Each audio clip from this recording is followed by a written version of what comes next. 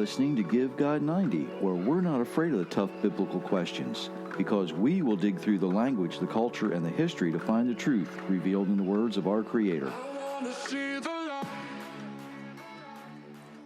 Hello, everyone. Thank you for letting us spend some time with you today. I am being closely monitored and supervised. Good morning, everyone. Thanks for joining us this morning. Although I'm not sure how effective it might be today with the conversation we just had. we were talking about expiration dates. And one of the reasons your healthcare bills are expensive is because they put expiration dates on tongue depressors. And, you know... And Q-tips. And Q-tips. Now, think about that. Do they put expiration dates on toothpicks? You know, it's like, I don't want stale wood in my mouth. I don't get it, but it's carrying things a little too far when you think about that. We do have a good time while we're doing what we do. And if you like what you hear, you know, please consider sharing and liking and hit the notifications, all that good stuff. It just helps people find us easier, just like you found us. Also, you might want to check out givegod90.com. I did put the latest interview with Logan Crawford on there for you. It's there along with other things. And if you are interested in the books, they are at authorjerrymitchell.com. They are available in every thing you can think of, I think, except I did not do Tradition to Truth in audiobook. Okay, you can get that either in paperback, hardback, or ebook, but it is the only one that's not in audiobook. So they're all there for you. I also want to remind you that in December, the platform we use, Spreaker, will no longer be offering the live, and I need to figure out what we're going to do about that. If you want to continue listening live, not sure how I'm going to do that. I'm just not sure yet. So, been thinking about that, and I just haven't made any executive decisions yet. So, that's all the updates and the advertising, I think. I want to look at something today, and it hit me sometime a couple of weeks ago. And I'm going to start with this question. Do you consider yourself to be a religious person?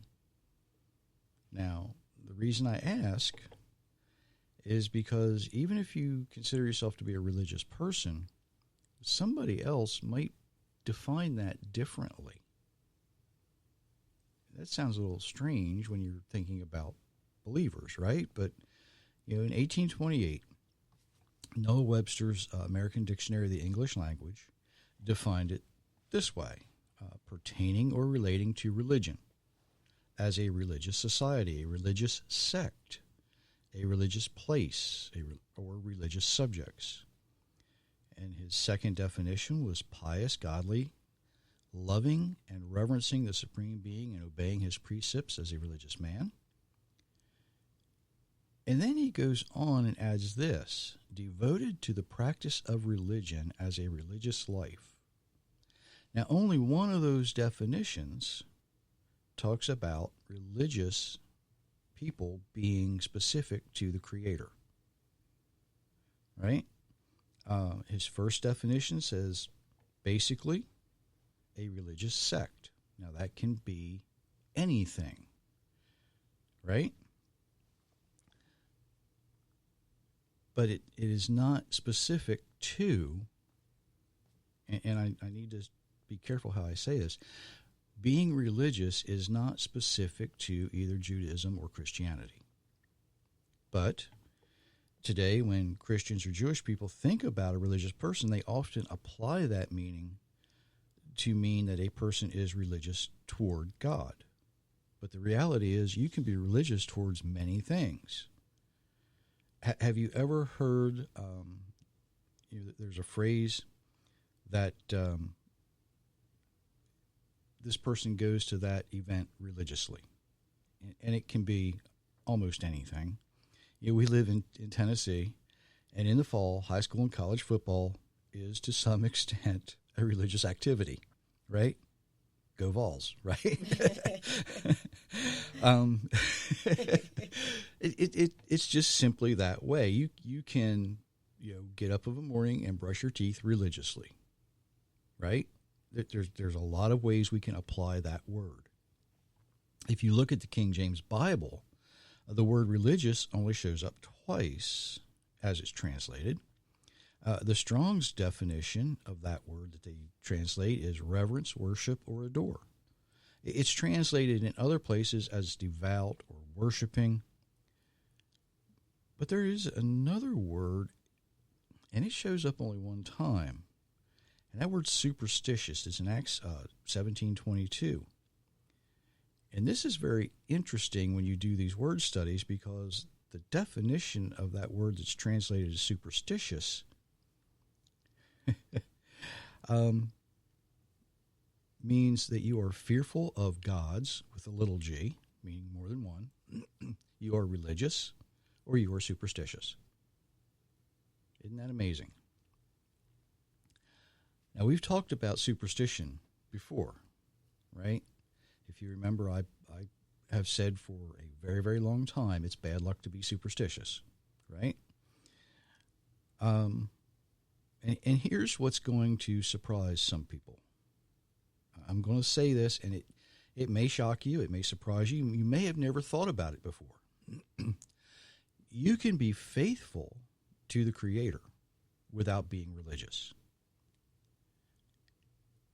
And because logic says that the opposite is true, you can be religious even if it's to or toward the Creator without being faithful. Does that surprise you? It should. You see, being religious is little more than going through the motions. Like I said, you wake up of a morning, you brush your teeth religiously. You might be adhering to all the rituals and all the rites of a ceremony, but unless your heart is set on being faithful, those rituals, those rites, that religious system is worthless. We're going to take a look at a passage that Myra's going to read from the International Children's Bible, and I think this kind of puts it in some pretty good perspective. Some Pharisees and some teachers of the law came from Jerusalem. They gathered around Jesus. They saw that some of Jesus' followers ate food with hands that were not clean. Not clean means that they did not wash their hands in the way the Pharisees said people must. The Pharisees and all the Jews never ate before washing their hands in this special way. They do this to follow the teachings given to them by their great people who lived before them. And when the Jews buy something in the market, they never eat it until they wash it in that special way. They also follow other rules of their great people who lived before them. They follow rules about washing of cups, pitchers, and pots. The Pharisees and the teachers of the law said to Jesus, "Your followers don't follow the rules given to us by our great people who lived before us. Your followers eat their food with hands that are not clean. Why do they do this?" Jesus answered, "You are all hypocrites. Isaiah was right when he spoke about you.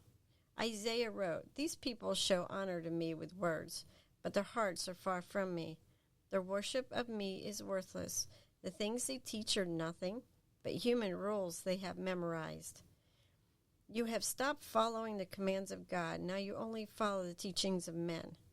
Then Jesus said to them, "You think you are clever. You ignore the commands of God so that you can follow your own teachings." Mark chapter 7, verse 1 through 9. Now, the Pharisees made up the rule about washing your hands before you eat. And many of the devout Jews of the time, and many today, still do these things very religiously. Yeshua Jesus tells the Pharisees that simply being obedient to the man-made rules is useless. It cannot bring you close to the Creator, and it certainly is not a form of worship. And this passage isn't about clean or unclean food. We learn in the companion passage from Matthew 15 that they were eating bread. It's not like they were eating meat. They were eating bread. So it's not about clean or unclean food. It's not a command in the Bible to wash your hands before you eat. It was a tradition that comes, it's a tradition that comes from the Pharisees. They made up the rule, and there was a certain way that you had to wash your hands. And you had to offer a certain blessing as you did it. When you eat bread, or let me say this a different way. When bread or wine is served, there is a tradition that comes down from the time of Abraham. And when that bread and wine are served, a blessing is offered. If you ever watch any Israeli TV shows or you see this, you can see that it's done, and it's almost done without thought today. You might hear the words in Hebrew, Baruch atah Adonai Eloheinu melech haolam, hamotzi lecha min haaretz, which means, blessed are you, O Lord our God, King of the universe, who brings forth bread from the earth. Now, the tradition is that when Abraham brought out the bread and the wine to Melchizedek, the righteous king, the king offered the blessing over the bread. And he made the blessing, I shouldn't say over the bread. He made a blessing to the Creator with the bread. And he did the same with the wine. He said, Baruch atah Eloheinu melech haolam, borei pari hagafen. Blessed are you, Jehovah our God, King of the universe, Creator of everything. However you want to translate that is kind of loose. But for the wine, it was Creator of the fruit of the vine. Now, Abraham heard this, recognized what the king was saying, and he was so overjoyed he gave that king 10% of everything he owned. And Abraham at the time was a very wealthy man. Yeshua is recorded in John chapter 8 as saying that Abraham saw my day and rejoiced. Well, how did Abraham see his day other than in that tradition?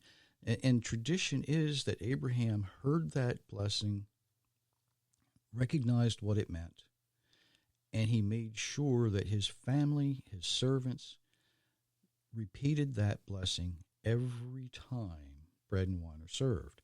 That's why you don't see it repeated anywhere else, because it was so ingrained in the people that they just knew. They just knew and understood. And even in the New Testament, the majority of letters that mention it are written to people who would know that. They're written to other Hebrew people who were living at the time. Abraham was not a religious person, but he was extremely faithful. Abraham didn't, partake in all the, he, let's face it, Abraham was not Jewish, okay? That came from one of his sons. He wasn't Baptist, he wasn't Methodist, he wasn't Lutheran, he wasn't Episcopalian, he wasn't Catholic.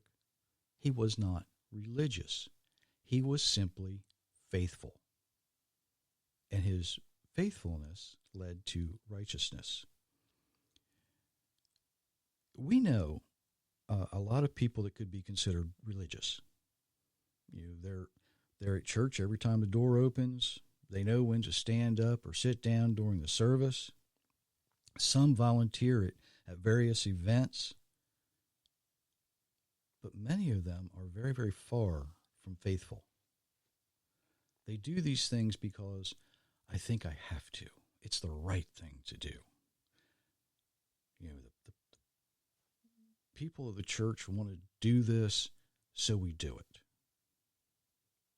I think I need to show compassion. I think I need, and they don't do it because their heart's in the right place. They're doing some of these things because they feel a necessity to do it. Huge, huge difference. We know other people who would never be considered religious, some that may even be considered sacrilegious. They're rarely, if ever, in church. And if they went to church, they would be completely lost in a worship service. They wouldn't know when to stand up. They wouldn't know when to sit down. They don't understand or even think about the rites and the rituals of a service. But something they have in common is they're willing to offer whatever they can to help the needy. They make sure that the widows and the fatherless are cared for. They treat everybody with dignity and respect. And they're often more than fair when they do business with other people.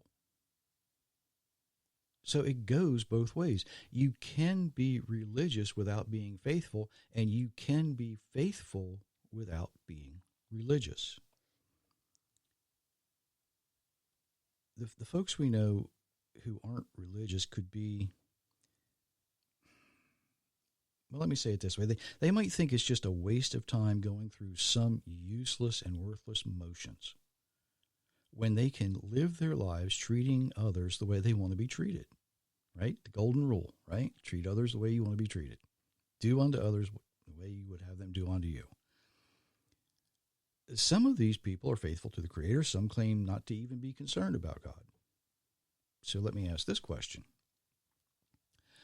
Is the person who claims to be religious but is far from faithful, they don't live the way they're designed to live, are they any better off than the person who actually lives the way the Creator designed them to live, but they're not as concerned about God? Who's better off there? I'd also add the person who simply chooses to be honest with their fellow man is often much closer to the Creator than some of them might admit, even to themselves. Now, there's nothing wrong with being part of a religious organization unless you allow the rites and the rituals to become more important than the Creator. And that's what happens often. We let our legends, we let our traditions get in the way. And that's what Jesus is telling the Pharisees. Don't trade the things your Creator is asking you to do for the things that man is attempting to force on you. Or in the Pharisees' case, they were attempting to force it on others. Of course, it's a good idea to wash your hands before you eat. But that doesn't mean you have to do it in a religious way. Because that's worthless. It's meaningless. Believe it or not, the origins of the rites and rituals to worship is not Hebraic. It actually comes from the pagan worship of idols around the time of Nimrod. They would do certain things, they would perform certain ceremonies, and they would do it the same way every time, like it would impress a wooden idol. Okay. Does the wooden idol have an expiration date? I'd say it did, because that wooden idol is going to rot. Eventually, it's going to rot and fall apart. The Almighty won't. He is. He simply is. And now, this is not to say that our Creator doesn't tell us that there are certain ways we should be doing things. But we need to remember we should be doing them His way, not our way. Isaiah addresses this in Isaiah 1, 13 and 14. He says, "Bring your worthless offerings no more. I don't want them." This is the Almighty speaking. "Don't bring me your worthless offerings. I don't want them. Your incense is detestable to me. Your new moon your Sabbath, your convocations, I will not endure. I will not endure your lawlessness, not in my solemn assembly. He goes on to say, I hate your new moons. I hate your appointed feasts. They've become a burden to me. I'm weary of burying them. Do you realize what he's saying? Your new moons, your Sabbaths, your convocations, the things that you invented, the way you changed my words. The people of the time had changed the way the Creator had told them to do the things he wanted. You know, Jeremiah tells us that the Babylonian exile happened because they ignored the Sabbath rest for the land, and they spent 70 years in exile. They thought they could change the sacred word of the Creator without punishment, but they couldn't. It didn't work for them. And they wound up paying a very heavy price. Some of them never came back. Some of them are still out there somewhere. They will eventually be found. We've learned that from Jeremiah chapter 16.